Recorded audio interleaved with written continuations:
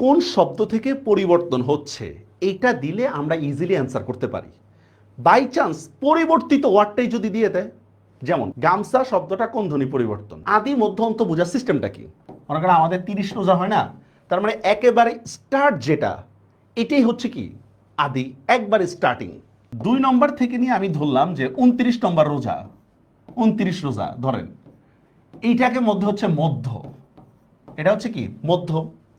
আর একেবারে 30 নম্বর রোজা যদি আমরা ধরি, এটা হচ্ছে অন্ত। কিছুই বুঝি না, রোজা দিয়া কি বুঝালেন স্যার?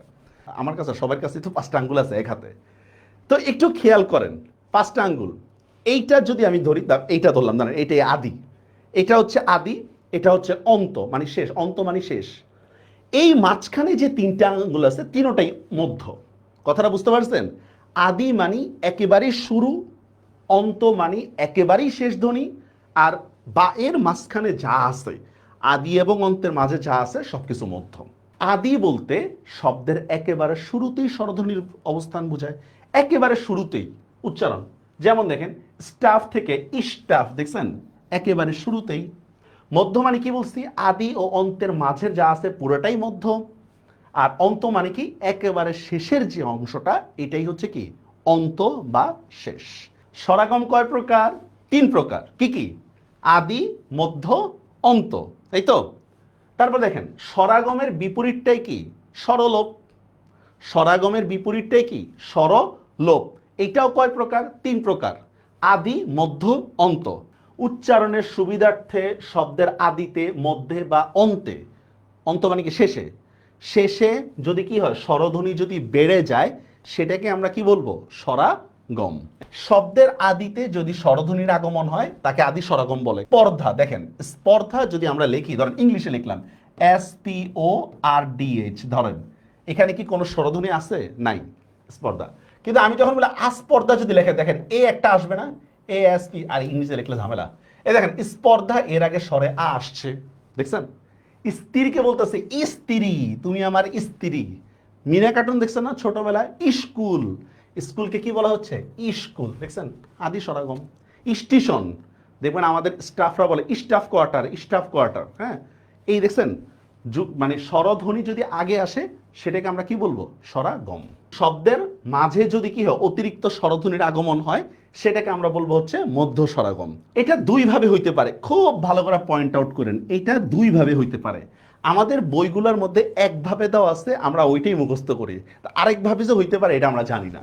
সেটা কি দেখেন, এই জিনিসটা ভালো করে মনে রাখেন, এই যে দেখছেন যুক্ত বর্ণকে ভেঙে যদি আলাদা করা হয় সেটাই মধ্য স্বরাগম। বুঝেন নাই? যুক্ত বর্ণকে ভেঙে ভেঙে যদি আপনি আলাদা করেন, যেমন প্রীতি, দেখেন এটা একটা যুক্ত বর্ণ না? প্রীতি। আমি এখান থেকে বললাম প্রীতি। রত্ন, দেখেন রতন, দেখছেন রতন।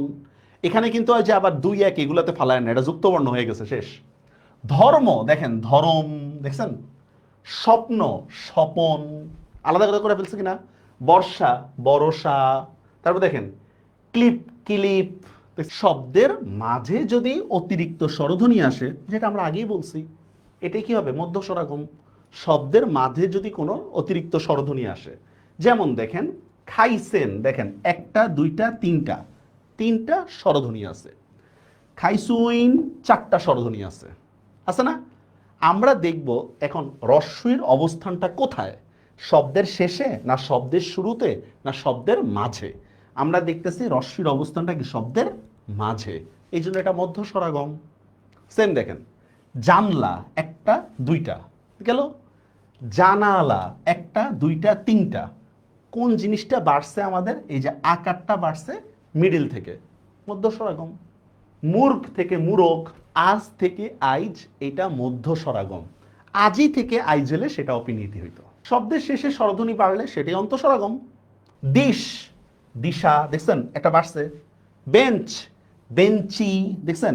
অনেকে আবার বলতে পারে যে ভাই বেঞ্চি তো মাঝখানে আসছে, না, মনে আছে রস্বীকার এবং একার লেখা হয় আগে, উচ্চারণ হয় পরে। স্নান, এর থেকে আমি লিখলাম কি সিনান, এই তো। এখন রিজবির কোশ্চেনটা হচ্ছে এটা তো আগে আসছে, এটা অ্যান্সারটা কি? মানে রিজবির মতে হচ্ছে অ্যান্সারটা হচ্ছে এটা আদি স্বরাগম হইতে পারে।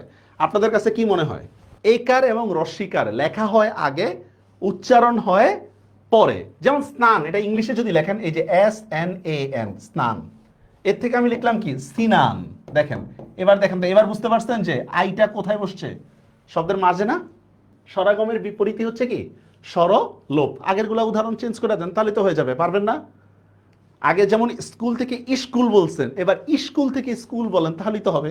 যুক্ত বর্ণকে আলাদা আলাদা করলে সেটা কি হয়? স্বরাগম হয়। তাহলে এটার বিপরীত কি বলতে পারি আমরা বলেন তো? যে আলাদা আলাদা বর্ণকে যুক্ত বর্ণ করলে স্বরলোপ হবে। যেমন দেখেন এই যে যতন, এটা আলাদা আলাদা বর্ণ, ধরেন এই থেকে আমি বললাম যত্ন, দেখছেন? যতন থেকে যদি আমরা যত্ন বলি তাহলে এটা কি হবে? স্বরলোপ, শেষ। কোন শব্দ থেকে পরিবর্তন হচ্ছে এইটা দিলে আমরা ইজিলি অ্যান্সার করতে পারি। বাই চান্স পরিবর্তিত ওয়ার্ডটাই যদি দিয়ে দেয়, যেমন গামছা শব্দটা কোন ধ্বনি পরিবর্তন? ঝামেলাটা হচ্ছে যে আমাকে এবার পরিবর্তিত শব্দটা দিয়ে দিছে। আসলে গামছা শব্দটা আসছে গা মোছা থেকে। কি বললাম? গা মোছা, এখান থেকে আমরা বললাম গামছা। গা মোছা তিনটা স্বরধ্বনি ছিল। এখান থেকে দেখেন এখানে কয়টা? একটা, দুইটা, তিনটা। গামছা একটা, দুইটা, এটা মধ্য স্বরলোপ। বাই চান্স আমাদেরকে কোন জায়গা থেকে পরিবর্তন হয়েছে এটা যদি না দেয় তাহলে আমাদের জন্য বোঝাটা টাফ হয়ে যাবে। তাহলে এই দুইটা শেষ।